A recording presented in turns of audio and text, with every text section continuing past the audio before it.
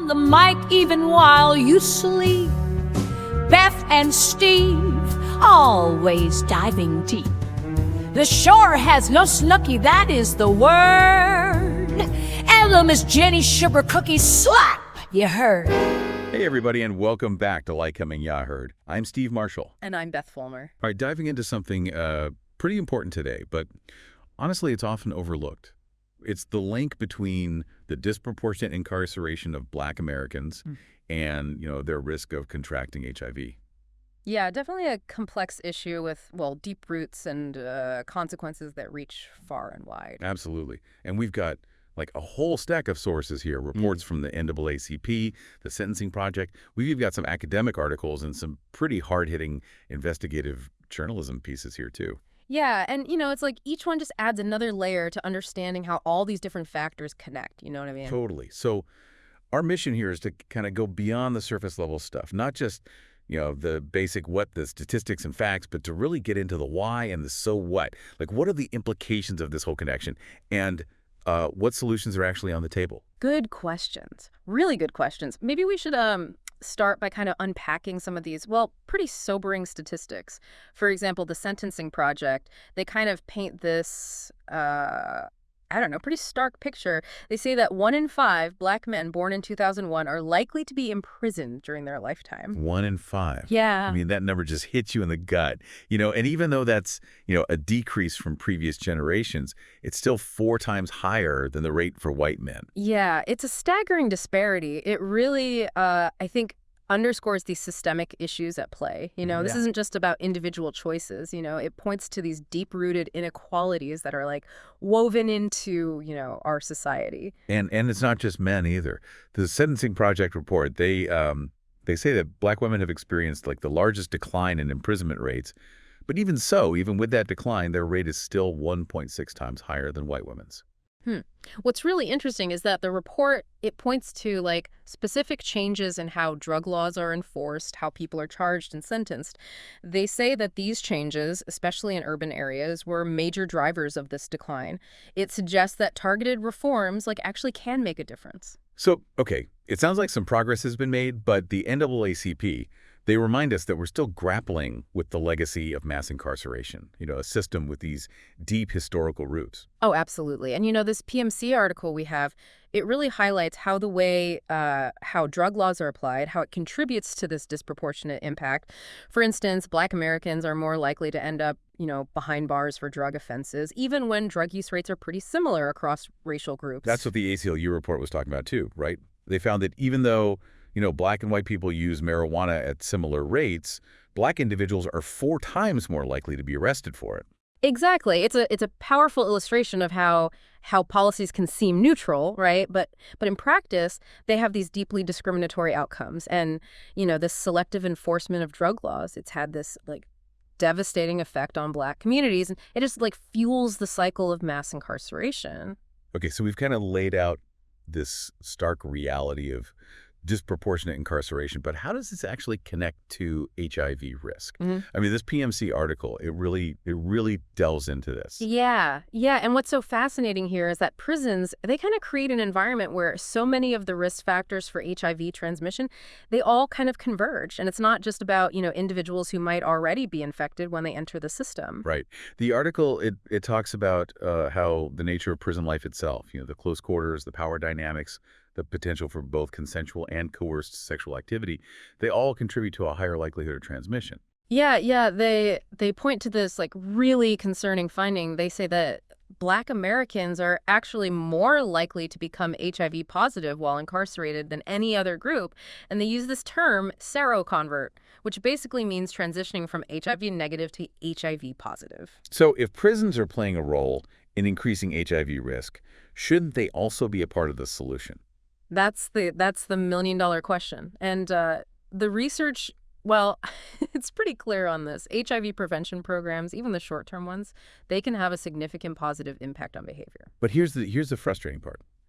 The PMC article also says that most U.S. prisons are severely lacking in these programs. It's like a missed opportunity on a massive scale. You're telling me. And they cite all these different factors, Right. limited resources, issues with staff training, even this like perception that things like condom distribution somehow, conflict with the goals of prison. So we've got this situation where, you've got a captive audience, potentially a time when people might be, I don't know, more open to making changes in their lives, and yet the resources, the support to actually make those changes, it's just not there. I mean, it's a pretty glaring disconnect. Yeah, it really is. And it brings us to this important question. If we acknowledge that prisons can actually make HIV risk worse, what are the ethical implications of not providing adequate prevention and treatment in those very systems?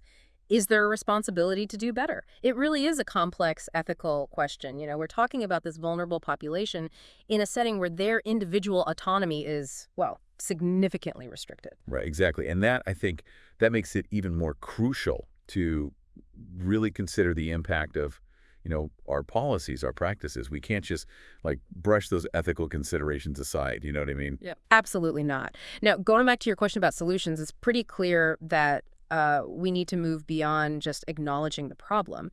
The Sentencing Project, they really hammer home this point that despite some reductions in recent years, we're still very much living in the era of mass incarceration. And they argue that this ongoing era of mass incarceration, it has a disproportionate impact on, Black communities, and that just exacerbates the existing health disparities. Precisely. So what can we do about it? Well, the Sentencing Project, they advocate for this multi-pronged approach. They call for sentencing reform. They argue that we need to reduce the length of sentences, particularly for nonviolent offenses. That makes sense. I mean, the U.S. has some of the harshest sentencing laws in the whole world, right? And we've kind of seen how these mandatory minimums, maybe they were well-intentioned, but they've really contributed to mass incarceration without actually, making us any safer. Right. And they also they emphasize the need to invest in alternatives to incarceration. Think about, drug treatment programs, mental health services, even community-based restorative justice initiatives. Things that actually address the root causes of crime and support rehabilitation, Yeah. not just punishment. Yeah, those sound like some really smart proactive strategies. The PMC article, they also stress the need for interventions that are culturally tailored to the specific needs of Black Americans, both within prisons and in the community. Yeah, exactly. It's like one size doesn't fit all when it comes to, effective solutions. They suggest things like incorporating peer education and community engagement and addressing those, underlying social and economic factors like the social determinants of health that contribute to these disparities in the first place. That brings us back to those investigative journalism pieces we were talking about earlier. Remember that Spotlight PA article? The one about Pennsylvania offering inmates $25 to get vaccinated against COVID-19? Yep. Yeah, I remember that. Seems like a good idea at first, but then things got a little complicated. Right. Some experts, they raise concerns that financial incentives in a setting like prison, where there's already, that power imbalance and a lack of trust and authority, could actually backfire. Yeah, that's a really valid point. When people feel coerced or manipulated, they're, less likely to respond positively, even if the intention was good. And then that FAFO media piece, it revealed that a pre-release center in Lycoming County was using vaccination status to determine who got work release privileges. Inmates who refused the vaccine were denied work release even if their potential employers didn't require vaccination. And get this, even though the guards themselves weren't required to be vaccinated. Wow, that raises some serious ethical questions. It seems like they were using access to, basic rights and opportunities as leverage to enforce compliance. Yeah, it definitely complicates this whole conversation around incentives. This example just underscores how crucial it is to consider those ethical implications and to implement these kinds of programs, carefully and transparently. I agree. We need to remember that, incarcerated individuals are still members of our community and they deserve to be treated with respect and dignity. So tying this back to HIV prevention, we talked earlier about harm reduction strategies, like condom distribution in prisons. But the PMC article, they indicated that there's still a lot of resistance to those types of programs. What's behind that? I think a lot of it stems from these like outdated moralistic views and a reluctance to really acknowledge the realities of prison life. There's this idea that, providing condoms is somehow like condoning risky behavior. But the article, it pushes back against that. It argues that these programs aren't about condoning anything. They're about, protecting the health and well-being of everyone involved. And they cite research showing that condom distribution, it can be done safely and effectively within a prison setting without, like, compromising security. Exactly. It's a public health approach, not a moral judgment. And the PMC article, they make a really strong case for expanding access to other harm reduction tools as well, like sterile syringes, comprehensive sexual health education, and creating this culture of, open communication about these issues within prisons. They say that's key. It sounds like we're talking about like a pretty significant shift in mindset, both within the prison system and in, society at large. You're right. We need to move away from this focus on judgment and punishment and move towards understanding, prevention, and care. And speaking of care, the PMC article really emphasizes that we can't just release people from prison and expect them to like thrive without adequate support. Reentry is such a critical period, and there are so many challenges, like finding housing, employment, reconnecting with family, navigating the healthcare system. Yeah, you're absolutely right. And that Pennsylvania case study, it just, it highlighted how even access to basic things like work release can be, fraught with all these ethical concerns. We need to make sure that formerly incarcerated individuals actually have access to the resources they need. Things like housing assistance, job training, mental health and substance abuse treatment, and definitely linkage to community-based HIV services. So it sounds like we need like a fundamental restructuring of our approach to criminal justice, moving away from a system that's focused on punishment to one that prioritizes rehabilitation and reintegration. Yeah, it's a tall order, but it's what true justice really demands. We've got to address the root causes of mass incarceration while simultaneously, working to improve conditions within prisons and ensuring a smooth transition back into society for those who are released. This deep dive is like really highlighted how interconnected all these issues are, racial injustice, public health, the complexities of prison policy, and it's given me a renewed sense of urgency.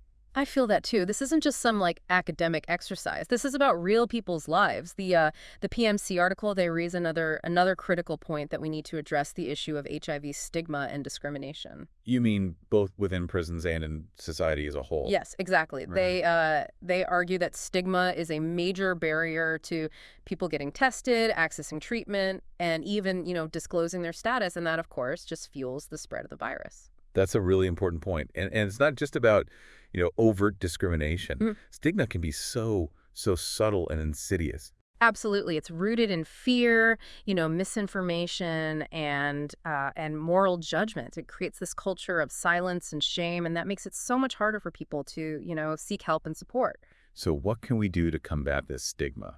The PMC article suggests like a multi-pronged approach: education, awareness campaigns, promoting open and honest conversations about HIV. Yeah, and challenging those deeply ingrained myths and stereotypes that surround the virus. We need to create this culture of compassion and understanding where people feel safe to talk about their status and seek the care they need without fear of judgment. It seems like addressing stigma also requires us to confront those broader social and cultural factors that contribute to it too. You're absolutely right. We have to acknowledge how things like, homophobia, racism, and poverty, how they all kind of intersect and create these layers of vulnerability. The PMC article, they call for legal protections for people living with HIV, anti-discrimination policies, public awareness campaigns that directly challenge those harmful stereotypes. Yeah, it's about creating a society where everyone feels safe and supported, regardless of their HIV status. This deep dive has been incredibly informative, but it's also left me feeling, I don't know, the weight of the problem. I hear you. It is a lot to process. But amidst all the heaviness, I'm also struck by the fact that there are so many dedicated individuals and organizations out there fighting for change. we've seen progress, and that gives me hope. It is a lot, but you're so right. Seeing those people, those organizations working so hard, it does make a difference. It shows that change is possible if we all just keep pushing for it. Absolutely. And we're not powerless, even when faced with all these challenges. And that's something the PMC article really emphasizes, the need for collective action and individual engagement. So what can our listeners actually do? What actions can they take to make a real difference in this whole fight for, justice and public health? Oh, there are so many ways to get involved. Volunteering, at a local organization that supports formerly incarcerated individuals, that's a great place to start. Or donating to groups that are working on, HIV prevention and treatment, especially the ones focused on reaching marginalized communities. Those are some great ideas. And what about, advocating for policy changes? Does that actually make a real impact? Oh, absolutely. Contacting your elected officials, letting them know that you support things like, sentencing reform, increased funding for alternatives to incarceration, pushing for these comprehensive prison-based HIV programs, these actions, they really do make a difference. Yeah, sometimes we forget that we have that power as citizens to demand better from, our leaders. Right, we do. And our voices, especially when we join them together, they can create real pressure for change. Another really powerful thing anyone can do is just educate themselves and others about these issues. That's so true. The more we all understand the complexities of mass incarceration and all its ripple effects, the better equipped we'll be to, have those informed conversations and advocate for meaningful solutions. Yeah, I couldn't agree more. And part of that education involves challenging all those myths and stereotypes that perpetuate the stigma and discrimination. We all have this responsibility to examine our own biases and to speak out against injustice wherever we see it. This whole deep dive has really driven home the importance of intersectionality for me, seeing how, racial injustice, mass incarceration, and the HIV/AIDS epidemic, how they're all so interwoven. Yeah, it's a powerful concept, isn't it? It helps us understand how all these different forms of oppression, how they overlap and compound, Well, creating these layers of vulnerability that we need to address. yeah, it reminds us that we can't just tackle these issues in isolation, right? We need a holistic approach, one Yeah. that recognizes the interconnectedness of, social justice and public health. Exactly. And that's what makes this whole conversation so crucial. It's not just about, statistics or policies. It's about human lives, about dignity, about the kind of society we want to create. So well said. This has been a truly eye-opening and thought-provoking deep dive. Thank you so much for lending your expertise and insights to this conversation. It's been my pleasure. These are the conversations we need to be having, and I really hope our listeners feel, inspired to take action, no matter how big or small. Oh, I have a feeling they do. Thanks for joining us on a deep dive. Until next time, Like, stay curious. follow, and share. Lycoming, you heard? There, pulses of the pardon. Why do people leave? Crank up the truth with Beth and Steve.